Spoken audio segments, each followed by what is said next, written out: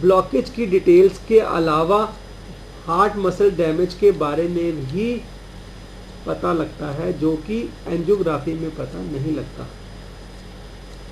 Heart muscle damage temporary है या permanent है, यह सिर्फ इसी टेस्ट से पता लगता है, जो कि मालूम करना बहुत ज़रूरी है यदि किसी पेशेंट की सर्जरी करनी है, क्योंकि यदि मसल डिफेक्ट परमानेंट है तो उसका सर्जरी के बाद भी कोई फ़ायदा नहीं होने वाला।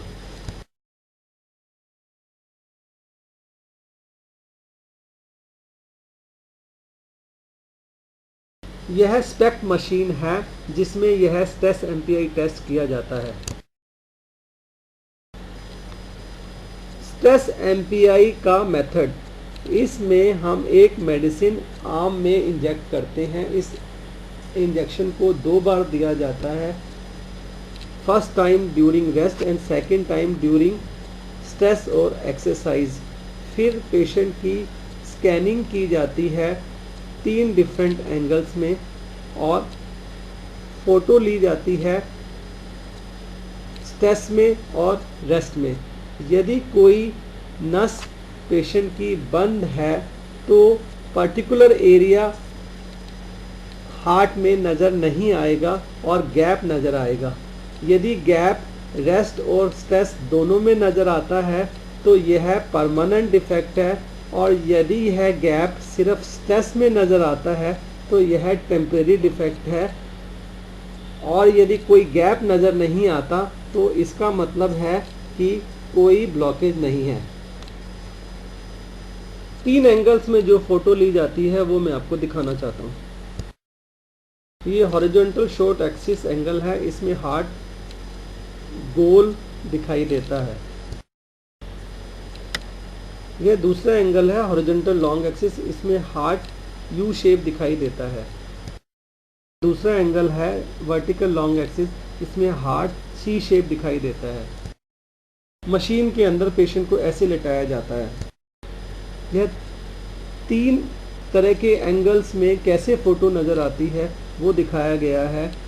एक एंगल में राउंड शेडो नज़र आती है, एक में यू शेप नज़र आता है, एक में सी शेप नज़र आता है। इसमें भी वही चीज़ दर्शाई गई है कि हार्ट राउंड दिखाई दे रहा है एक एंगल में, हार्ट यू शेप नज़र आ रहा है। इस एंगल में हार्ट सी शेप नज़र आ रहा है। इसमें सारी फोटोज़ को एक साथ दिखाया गया है कि एक एंगल में हार्ट राउंड दिखाई दे रहा है, दूसरे एंगल में यू शेप नज़र आ रहा है और तीसरे एंगल में सी शेप नज़र आ रहा है। इस पिक्चर में टेम्परेरी डिफेक्ट दिखाया गया है।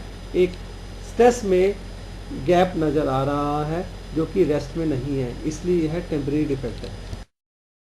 नॉर्मल स्कैन की फ़ोटो है, तीनों एंगल में कोई गैप नज़र नहीं आ रहा है।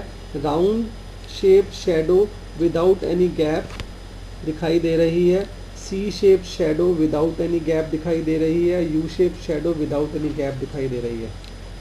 ये भी नॉर्मल स्कैन है, जैसे कि मैंने पहले बताया, कोई गैप नज़र नहीं आ रहा तीनों एंगल्स में।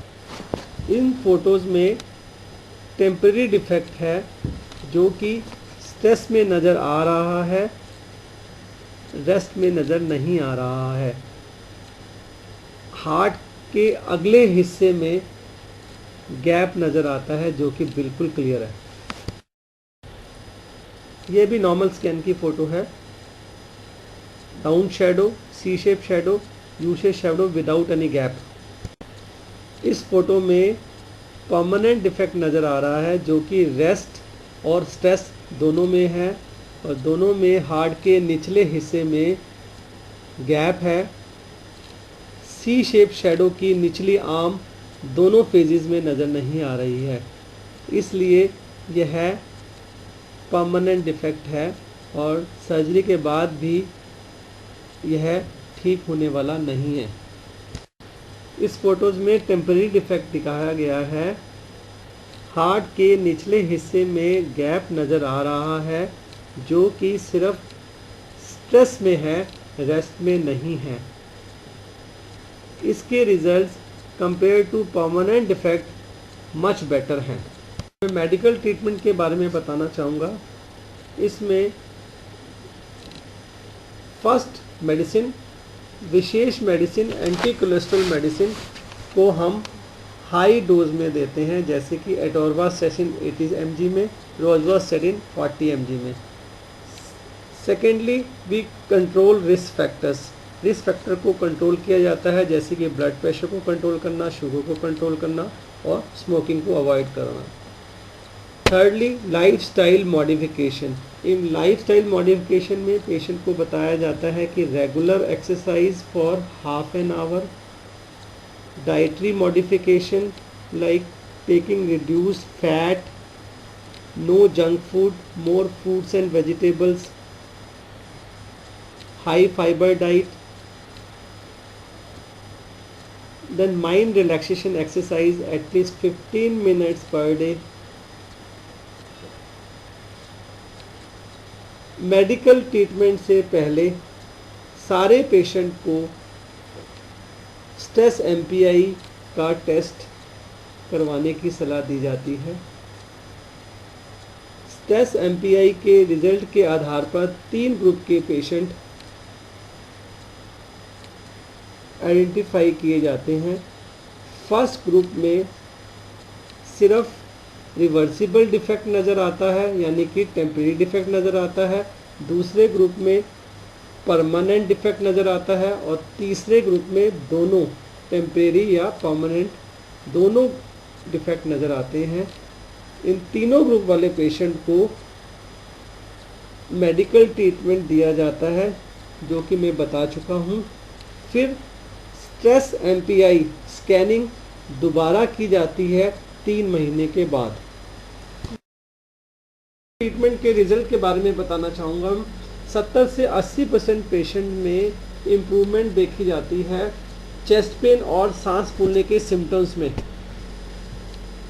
80% पेशेंट में रिवर्सिबल डिफेक्ट्स पूरी तरीके से ख़त्म हो जाता है, जो यह दर्शाता है कि 80% पेशेंट में ब्लॉकेज 50% से भी कम रह जाती है।